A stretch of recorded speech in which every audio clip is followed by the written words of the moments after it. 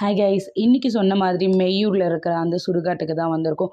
உண்மையாகவே பார்க்குறதுக்கு ரொம்ப ஆச்சரியமும் சந்தோஷமாகவும் இருந்துச்சு. என்னென்னு பார்த்தீங்கன்னா, எங்கெங்கேயோ இருக்கிற பங்காளிங்க எல்லாமே ஒன்றா சேர்ந்து அவ்வளோ பெரிய சிலையை போட்டு சொந்த பந்தங்கள் எல்லாம் கூடி அந்த திருவிழாவை எடுத்து நடத்துறது பார்க்கவே மகிழ்ச்சியாக இருந்துச்சு.